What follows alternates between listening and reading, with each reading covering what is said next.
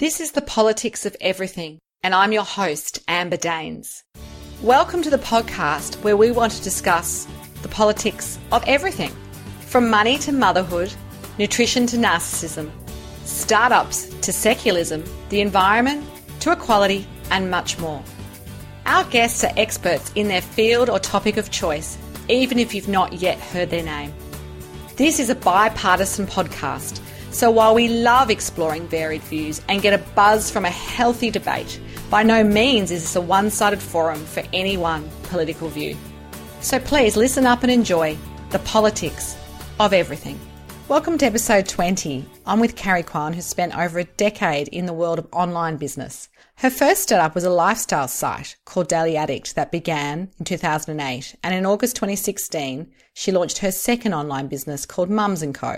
This latest venture aims to inspire women to realise success by creating what she hopes will become Australia's most connected and empowered community of mums in business. Carrie is a mum of two herself and knows from experience what other working mums running businesses need most. Here she is to share her ideas on the politics of online business. Welcome, Carrie. Thanks, Amber. Such a pleasure to be here.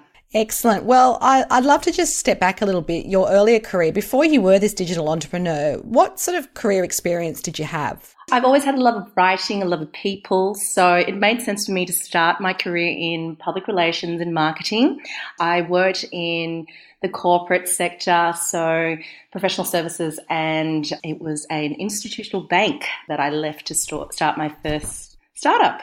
Wow, very, very different. So something quite corporate by the sounds of it. It was pure corporate. It was a different environment. I loved it. It was a great sort of starting ground for me. I learned a lot from very clever people. And, to be honest, I actually never thought I would have my own business, let alone an online business. Well, that's interesting. So if we think a little bit back to when you did start Daily Addict, and for those who've never experienced it, what was Daily Addict really about and what does it do?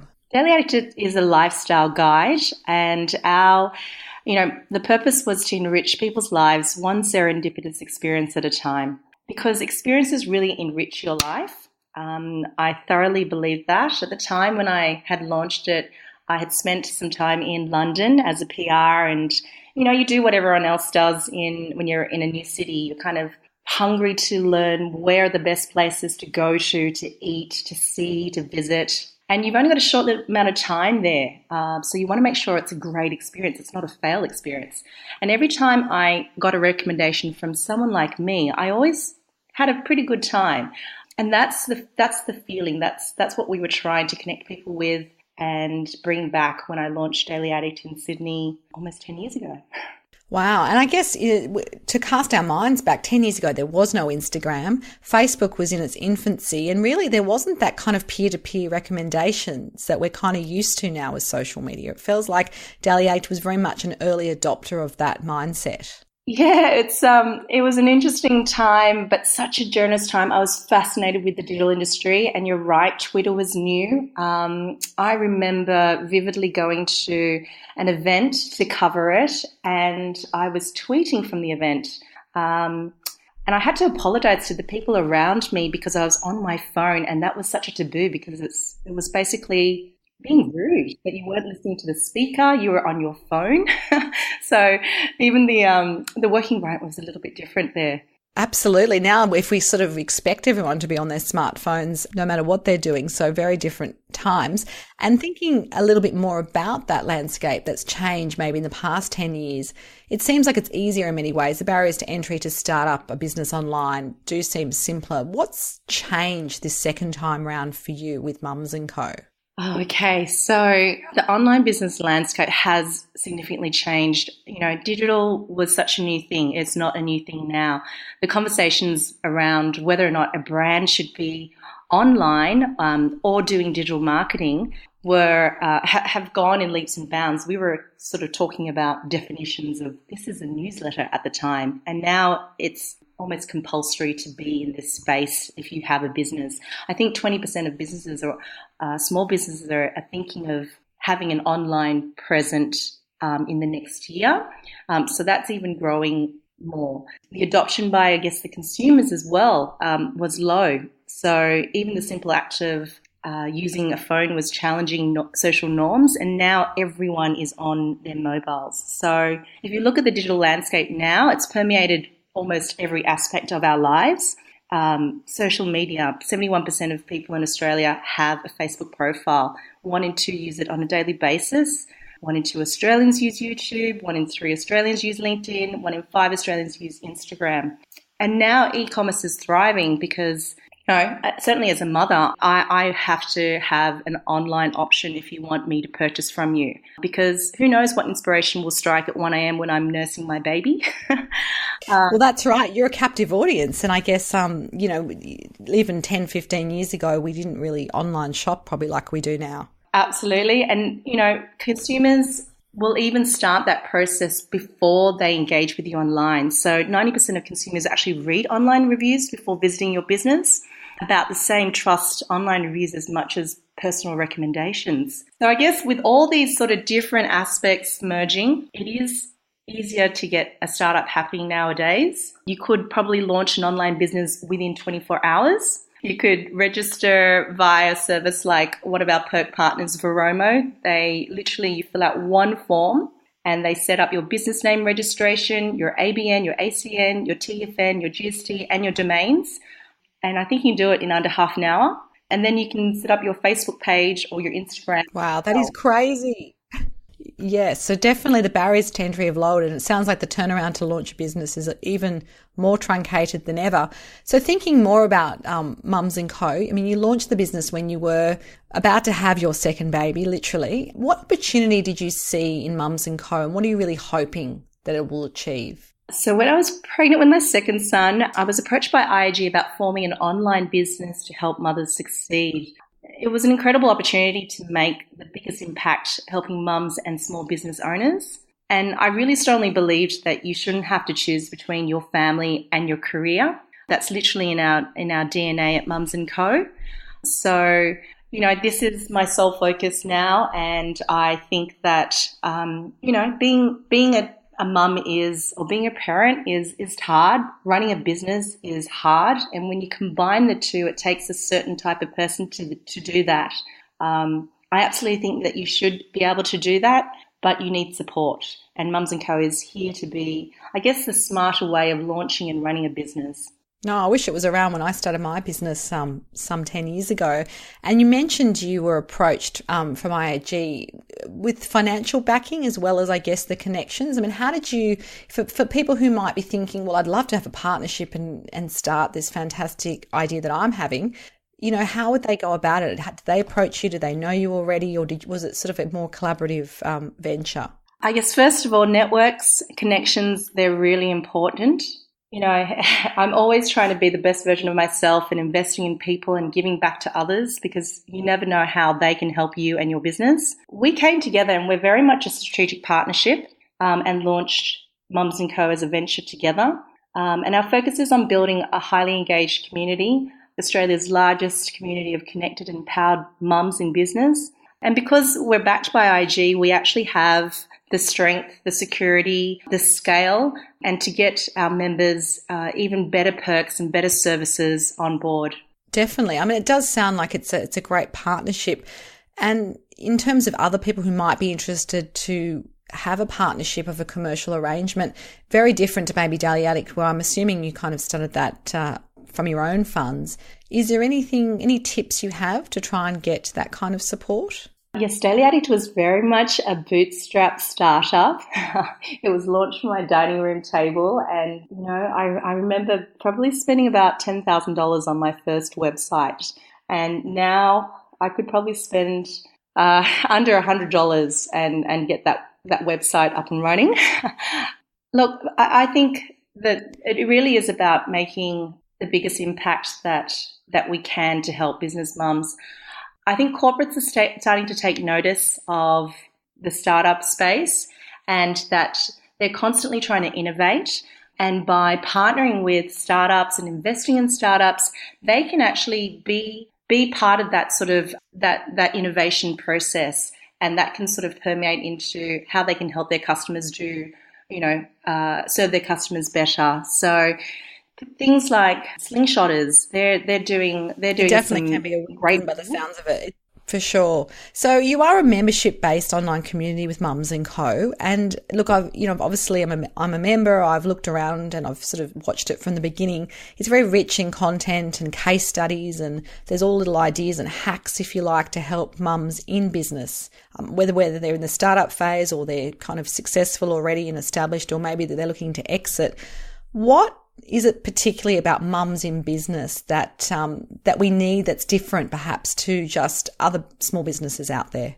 Where, we listen really closely to what our members are telling us, and we constantly hear their top challenges include things like finding more customers and sales, being constantly pressed for time. That's probably something that is even more prevalent. I know that with my two boys, you are sometimes working amongst constant interruptions, the odd sick child, drop-offs and pickups, and you just really have to be focused with your time. It's also the isolation and the cost of running a business. So many of our initial offerings are addressing these, and what our members tell us is they really love one of our perks, which is one of our concierge services, which is emergency childcare. So we can connect you to agency approved, police vetted childcare within 3 hours, and that's nationally. So if you're a mum working from... Wow, that's incredible. How helpful that would have been many times running my business when, yes, you've got something big, a big speaking gig or some training, and, you just don't have any childcare. Yeah, so they're very tailored. We have, I guess, unique challenges. We have specific communication needs. So if we're going to be holding an event, we want to make sure it's a family-friendly event. We're about to hold out a series of events, and there'll be childcare on site because you should be able to attend and broaden your mind and make connections whilst you need to look after the family as well. So those sorts of characteristics and those sorts of really understanding our members is what perhaps differentiates ourselves and why we need something like Mums & Co.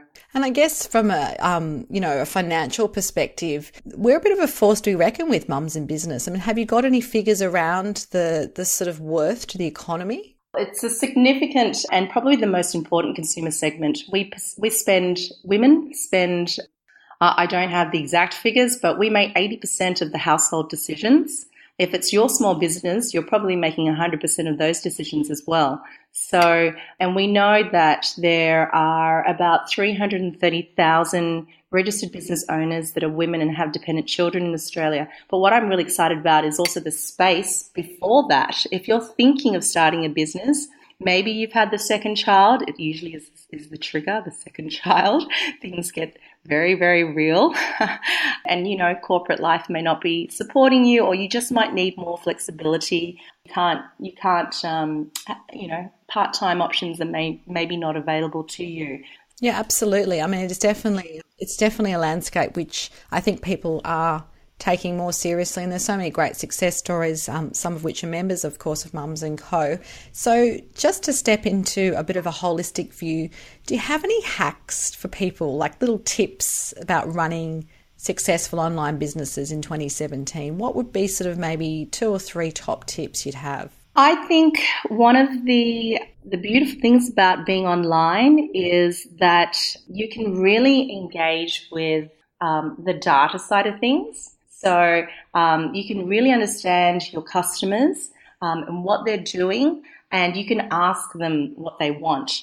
So I think tools that help you do that, maybe it's something like setting up a bit of a community on a Facebook page. So you can actually ask questions and get people involved in your brand and what you stand for. And you can also sort of exchange a lot of that information. I'd also automate wherever you can. So I'm a heavier user of apps and tools that help me be more productive. Any top ones? Any ones that you swear by? I am a big fan of Asana and CoSchedule.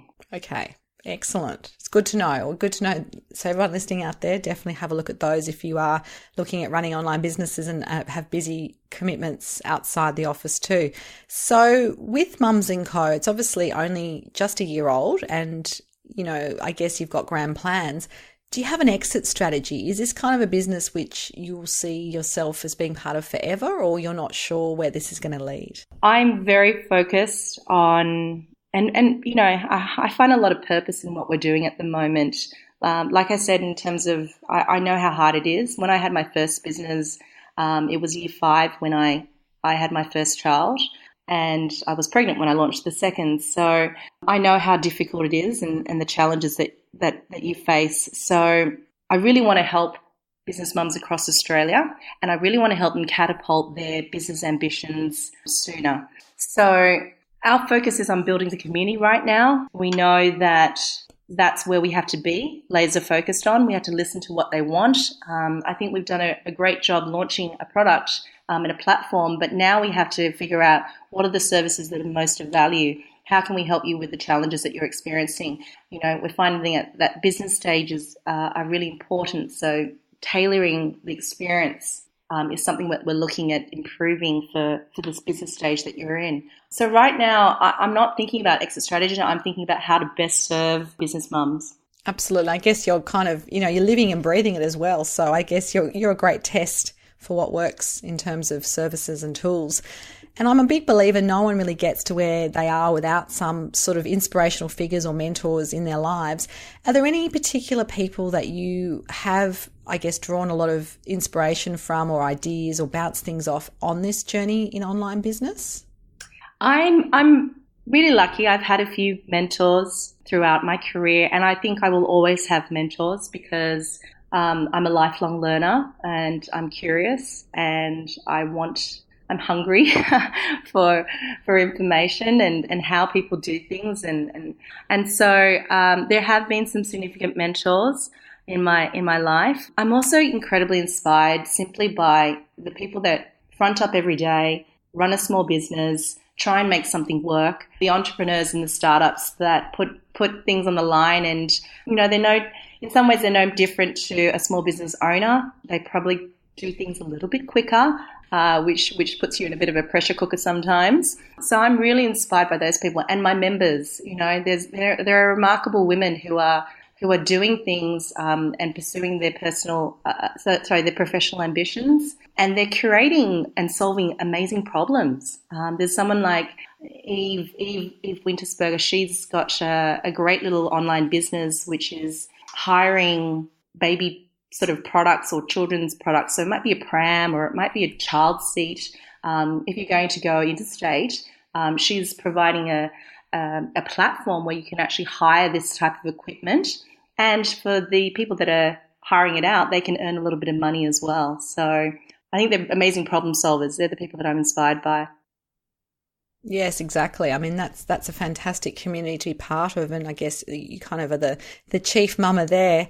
If we could close off by sharing some of your best advice for listeners who are keen to understand how to get ahead in the politics of online business, is there anything particular you think, get your crystal ball out, that you think we should be aware of in the online business landscape to kind of help navigate our way and I guess be successful? That's a good question.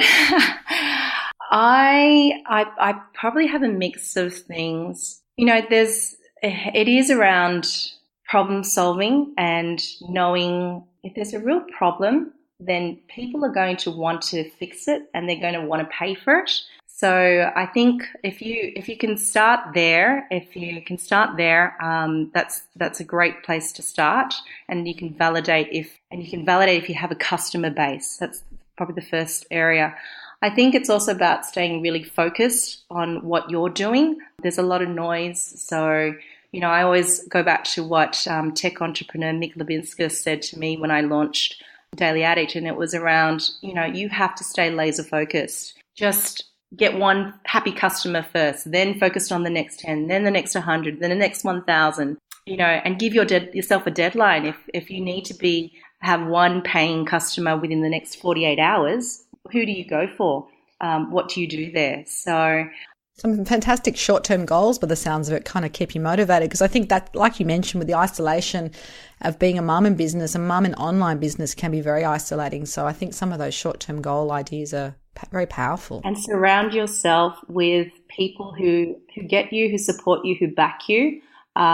who understand what you're going with. So, whether that's in a business community, a network of sorts, Mums and Co. Really, you need to get information fast, celebrate the wins together, and, commiserate together, but be a part of people on a similar journey as you. That's fantastic advice. It's been an absolute pleasure to have you on the Politics of Everything. If you do want to connect further with Carrie and check out Mums & Co, there'll be some details on our show notes. It's been fantastic to have you here today, Carrie, and I'm sure everyone's got some fantastic ideas and a bit of inspiration about what makes you tick as well. If you are curious to find out more, as I said, do jump online. Otherwise, until next time, you've been listening to the Politics of Everything, and I'm Amber Daines. Thanks for listening today. If you've enjoyed the Politics of Everything, we thrive on feedback. So please add a short review and share the podcast with your network and your friends and family. I'm also always on the hunt for fabulous new guests, so if you've got a view to share and an idea how to get our listeners excited, please email me at amber@bespokecoms, that's BESPOKECOMMS.com.au, and we'll be sure to get back to you. Until next time.